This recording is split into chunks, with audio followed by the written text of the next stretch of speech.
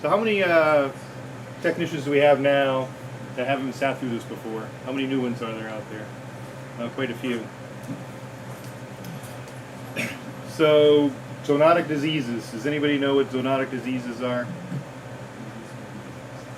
Could somebody raise their hand and tell me what zoonotic diseases are?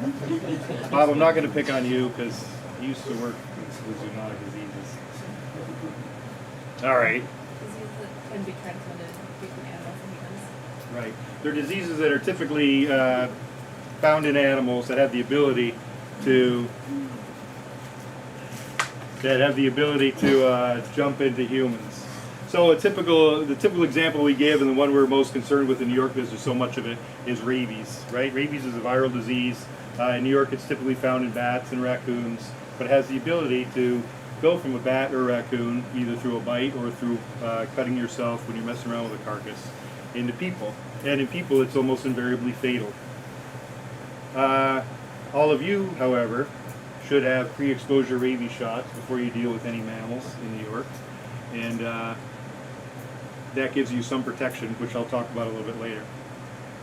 So your skin offers some protection against bacteria and viruses that you might get from a carcass. But if you have a breach in your skin, like a cut or a scrape, then bacteria and viruses can go from the carcass past the barrier of your skin and infect you. So at the absolute minimum, what you folks will be using for personal protective equipment in the field are latex or nitrile gloves. Latex gloves are pretty inexpensive. You're all familiar with them. Generally, you keep a box in the car or a bag of them in the car. They don't do well in the car, so just a word of caution. If you keep them in the car, you're going to want to replenish them at least once a year. One time I had a conservation officer bring in a box of gloves. He was wondering if he could get a replacement, and he had them in his car for a couple of years, and they had just solidified into one big goopy mass of latex goo. So when you're wearing latex gloves, they're ambidextrous. You want to get one that's pretty close to the size of your hand. Putting them on, it really isn't an issue. Everyone's probably pretty familiar with that. The first thing you want to do is take off your watch, though, if you're wearing a watch,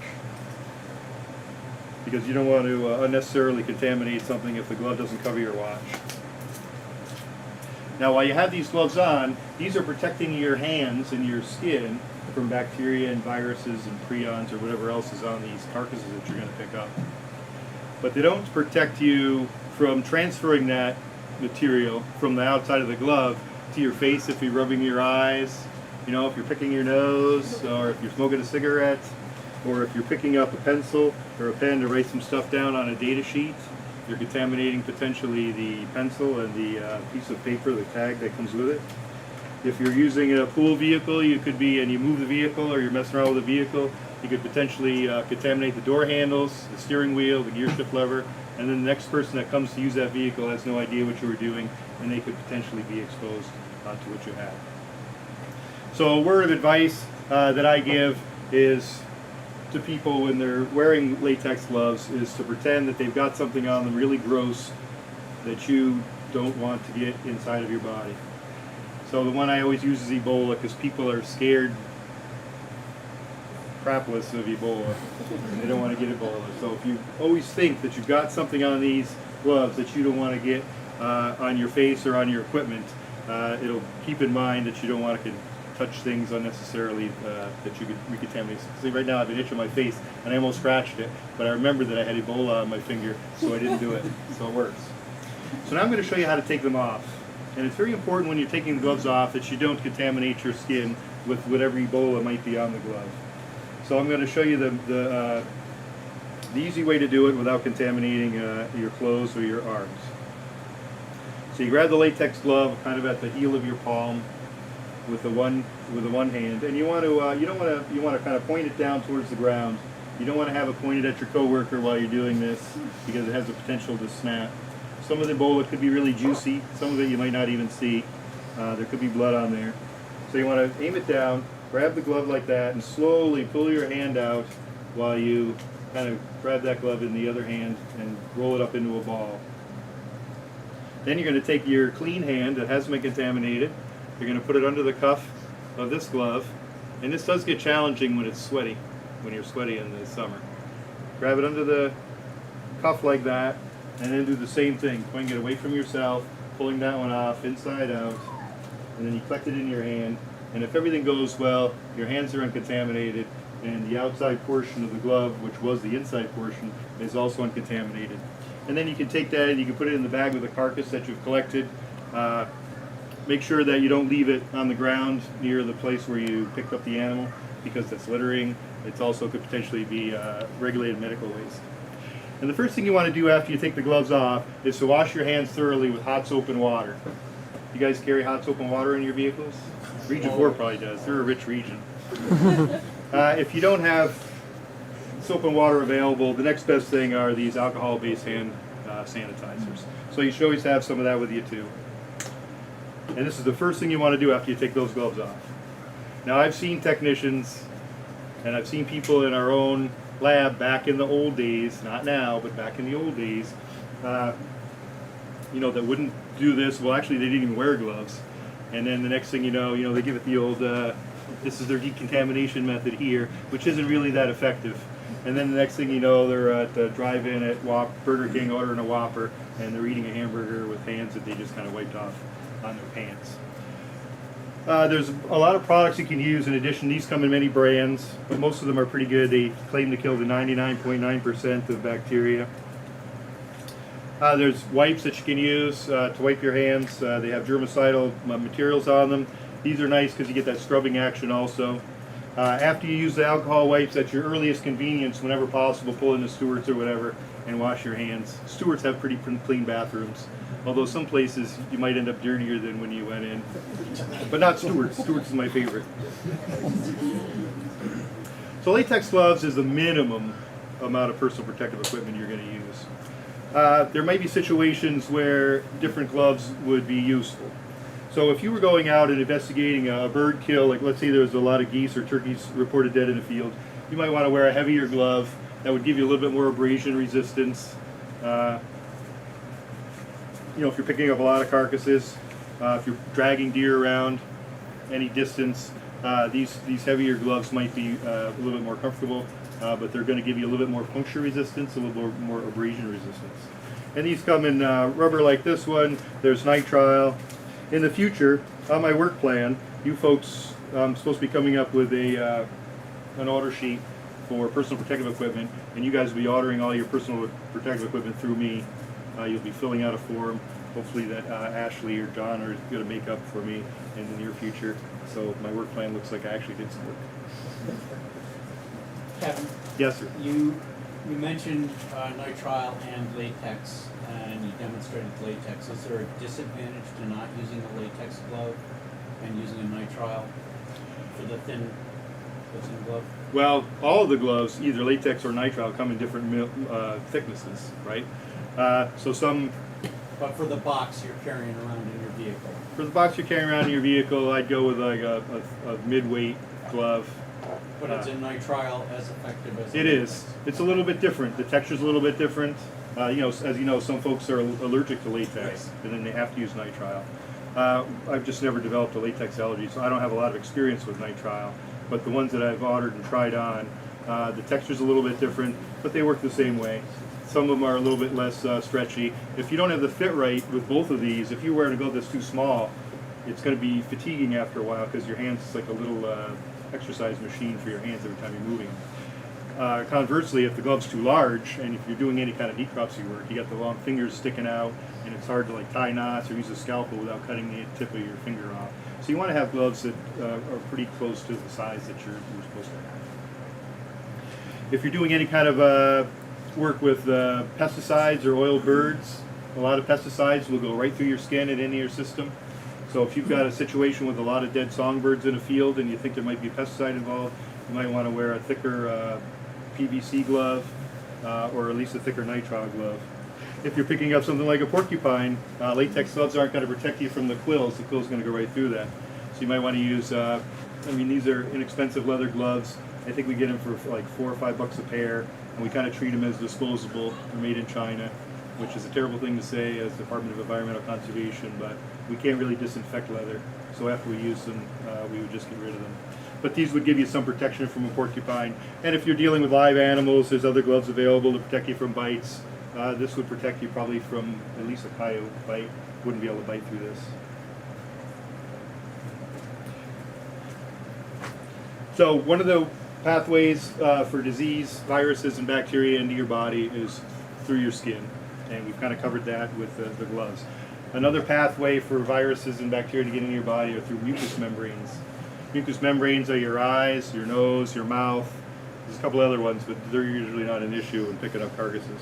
So we're going to talk about protecting your eyes next from bacteria and viruses. And one of the easiest way, and one of the Cornell people, I'm assuming,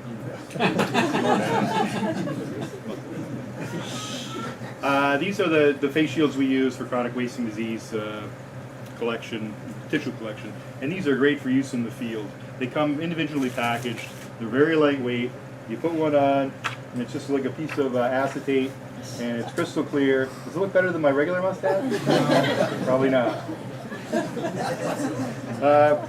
So these are protecting your eyes and your mouth from from blood splashing into your face. And if you've ever picked up an animal with a big bushy tail that's loaded with blood, if you accidentally kind of flip that tail around, it acts like a paintbrush unloading that blood all in one direction.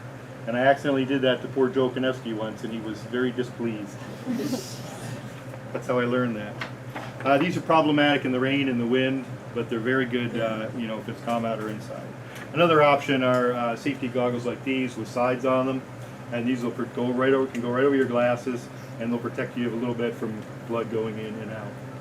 I'm going to talk about rabies. I made myself a little note because I want to talk to you guys about rabies a little bit later. But rabies virus in the eyes, very bad. So you really, if you're dealing with an animal that you think might have rabies, protect your eyes so you don't get potentially any virus in your eyes. Another route of entry into your body would be respiratory. Aerosolized particles on fomites.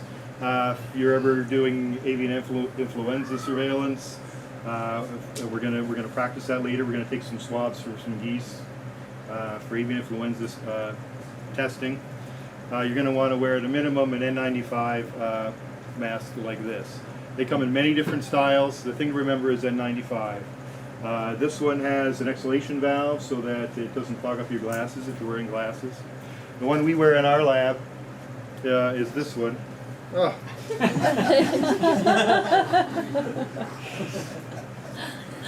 right, I'm taking that off. We wear this peach one at our lab. This is an N95 and it's called a fluid shield, and this protects us if I get blood or spit or whatever on this mask. It won't go through and get into my go through the barrier of the mask. So I'll just show you how you put this on. And this has a little wire at the bridge of the nose. You click it down, and it's got a latex seal, and you can see when I'm talking to you that it's moving in and out. I've got a really good seal with this. I'm actually fit tested for this respirator, even with my luxurious mustache. DEC folks, you should be fit tested for respirators like this if you're going to use them, and most DEC people aren't fit tested for disposable respirators, right? Is anybody in here fit tested for any respirator? I don't think anyone wanted A couple people. So the way they fit test them, the guy will come out. He needs a special machine to do these, different than the full face respirators that they usually fit test for in DEC. And he's got he pokes a hole in the mask, and it's got a little sensor inside, and then he's got a sensor outside. He pumps a salt solution into the air, and the computer measures the difference in concentration outside the mask and inside the mask. And he makes you go through some calisthenics, and you smile and frown, do the ABCs, touch your toes, etc. One thing, if you have to wear a mask like this, if you're doing any kind of if you're exerting yourself quite a bit, I mean, this really does restrict my breathing because it is a pretty fine filter. So you want to take it into consideration. It's going to slow you down. You become fatigued a little bit faster, and it's harder to hear me because I'm really screaming at you right now, and it just sounds like I'm talking to you at a regular tone. All right, so that's respiratory protection. Next, I'm going to talk about foot protection. We all go out and we're wearing our street shoes, right? And we pick up a dead animal on the side of the road. Some scenes are bloodier than others. There's certain situations where you certainly would not want to track the stuff that's out in the field back into your truck and then potentially back to your house even. cases like suspected avian influenza outbreaks, especially if you've got backyard poultry at your house. If you're doing any kind of herp work, you don't want to cross-contaminate sites, so you want to protect your footwear. There's a lot of different ways you can do that. I used to have some Tyvek booties that I bring around, but I seem to have misplaced those. That's one option. This is just a rubber over the shoe cover you can use. This is waterproof. It's got a little bit of grippy stuff on the bottom. These are just disposable. You wouldn't clean these. The Tyvek ones don't have anything, most of them, on the bottom, and they're very slippery. So if you're ever using one of those in the winter, you should have somebody close by with a video camera, because probably in about 15 seconds you're going to be on your butt. What we use at the lab, and this isn't a bad choice, are these lineman's type boots.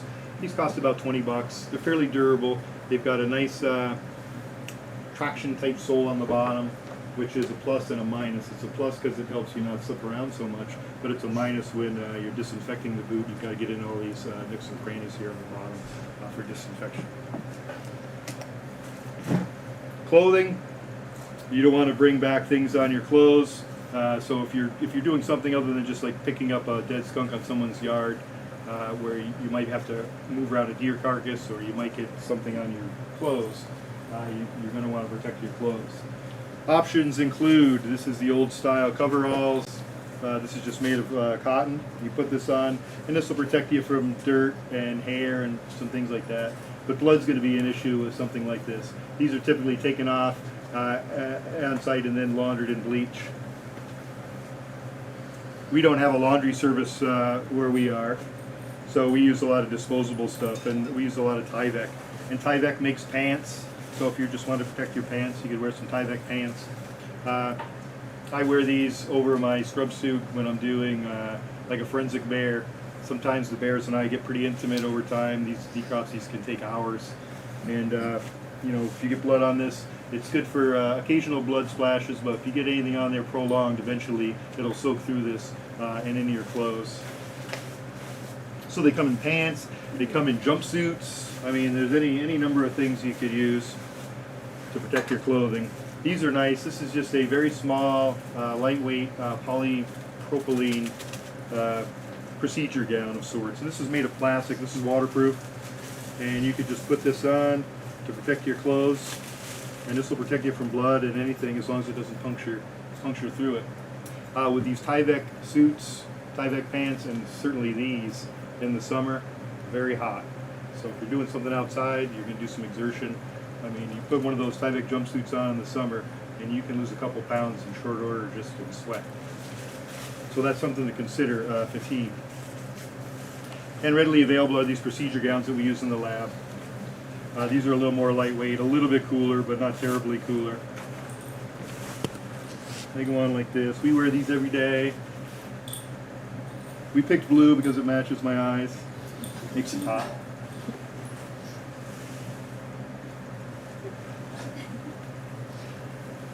Another thing you should think about when you're in the field, if you're on the side of the road picking up a dead animal, or if you're out field during hunting season, is wearing some kind of blaze orange vest. So this is good so other people see you, so they don't run you down with their car, they don't accidentally shoot you. Some of you guys are getting older, you might be having heart attacks out in the field, and this makes it a little bit easier to find your carcass also, so that's a bonus. Alright, so that covers personal protective equipment. Does anybody have any questions about what equipment's available to you, what equipment you should use for any different situations? Wow, I explained that really well, I guess.